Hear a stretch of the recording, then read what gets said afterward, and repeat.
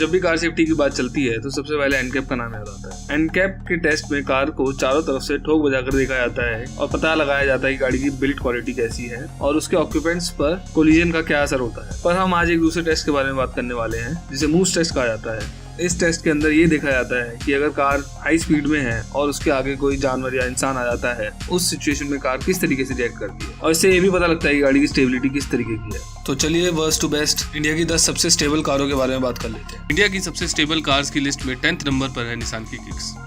Kicks को Nissan ने as a compact SUV launch किया था। इस कार को हुंडई की क्रेटा और उसी सेगमेंट की दूसरी कार्स को टक्कर देने के लिए उतारा गया था, पर कार की सेल्स इतनी ज़्यादा खराब है कि मैंने आज तक एक भी गाड़ी सड़क पर नहीं देखी है। इस टेस्ट में किक्स ने काफ़ी कंसर्निंग बिहेवियर दिखाया है। सिर्फ 65 किलोमीटर पर आवर की स्पीड पर ही कार मैसिवली ओवरस्टेयर हो जाती है और एक तरफ से पूरी तरीके से उठ जाती है और ऑलमोस्ट पलटने वाली होती है।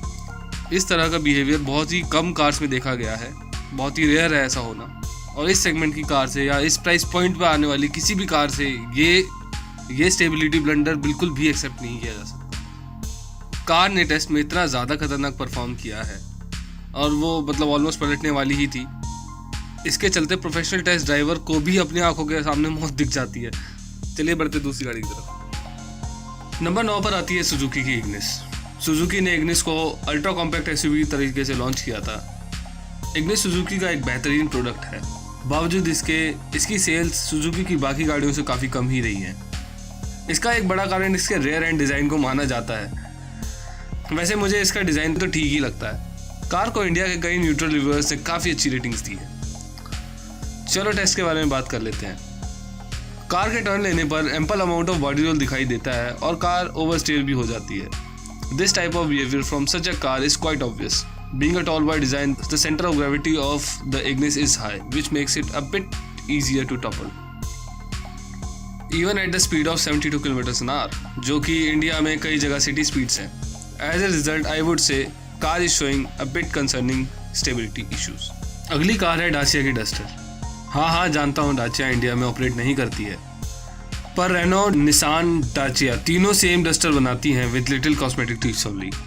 खैर डस्टर को इंट्रोडक्शन की ज़रूरत तो है नहीं, फिर भी बता दूं कि डस्टर ही वो कार है जिसने कॉम्पैक्ट एसयूवी सेगमेंट की सिर्फ इंडिया ही नहीं कई देशों में शुरुआत की थी। डस्टर एक सब 4 मीटर कार है जो इंडियन मार्केट में बहुत सारी एसयूवीज के साथ कम्पीट करती है। Duster really is a butch SUV by all means and it has also acted like one in the test.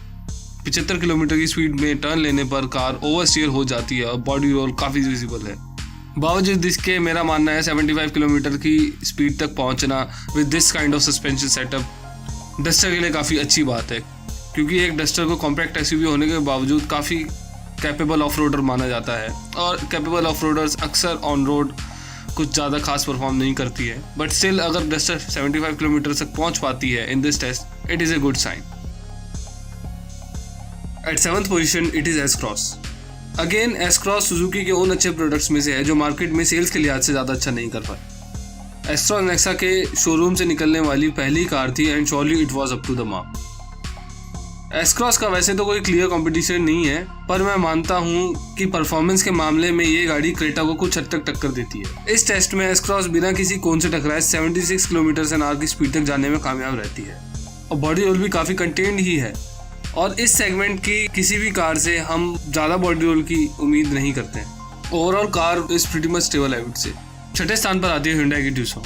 जब गाड़ियाँ बेचने की बात आती है तब Hyundai इंडिया में दूसरे नंबर पर आती है। The Santro's success truly made Hyundai sales its other car like hot cakes. पर ट्यूसॉन के साथ कहानी कुछ अलग है। कम सेल्स होने के कारण पास्ट में Hyundai ने ट्यूसॉन की प्रोडक्शन कई बार रोकी है। कार एक ओवरऑल अच्छी परफॉर्मर है और कार ने इस टेस्ट में ये प्रूव भी किया है। It was able to achieve 77 km/h of speed in this test. हालांकि अपने भारी वजन के कारण कार काफ़ी अंडरस्टेयर हो जाती है और बॉडी रोल भी काफ़ी दिखाई देता है, but still considering it is an SUV, I would say car was pretty much stable and 77 km/h of speed for such tight turns is not less. अगली वो गाड़ी है जिसको कोई इंट्रोडक्शन की ज़रूरत नहीं है। i10 को Hyundai ने Suzuki Swift की टक्कर में उतारा था और बहुत हद तक i10 Swift की मार्केट को ख़राब करने में भी कामयाब रही थी।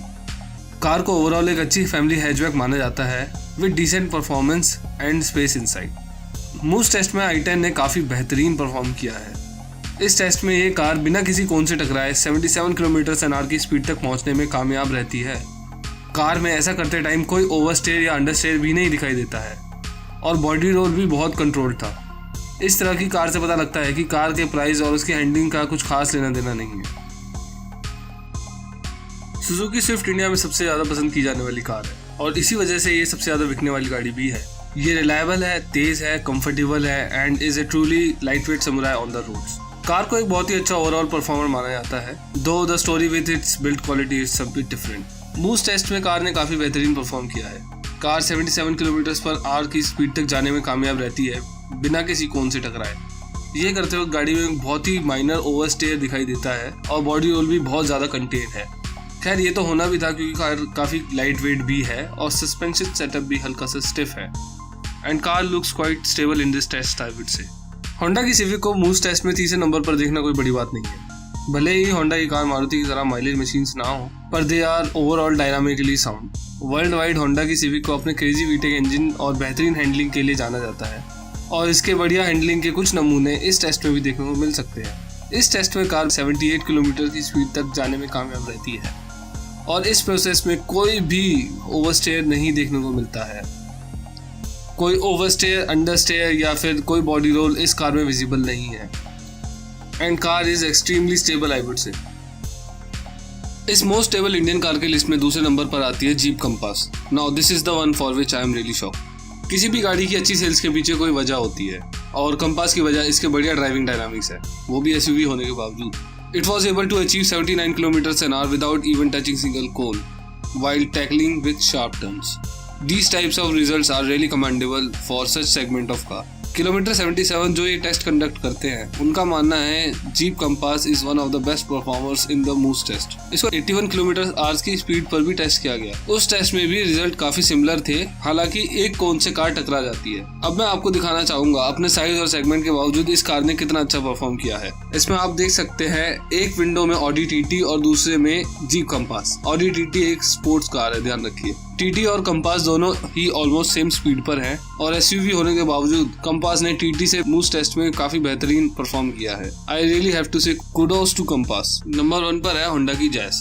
जी हाँ, ना कोई महंगी सेडान, ना कोई high and hot hatch. Number 1 position पर है ये अंडररेटेड कार। होंडा ने जैज को प्रीमियम हैचबैक सेगमेंट में लॉन्च किया था, पर अपने लॉन्च के दिन से ही जैज मार्केट में कुछ ज्यादा अच्छा नहीं कर पाई। पर यहाँ होंडा की जैज ने कमाल ही कर दिखाया है। पहले कार को 80 किलोमीटर/आवर की स्पीड पर भगा के देखा जाता है। इतनी स्पीड पर होने के बावजूद भी कार बहुत ही आराम से कोन्स के बीच में से एक्सट्रीम टर्न लेते हुए निकल जाती है। इस प्रोसेस में बहुत ही माइनर सा बॉडी रोल देखने को मिलता है और किसी भी तरह का अंडरस्टे या ओवरस्टे नहीं दिखता। नाउ दिस टाइम कार को 85 किलोमीटर/आवर की स्पीड से चलाकर देखा जाता है और इस बार भी गाड़ी सभी एक्सट्रीम टर्न को पार करते हुए निकल आती है।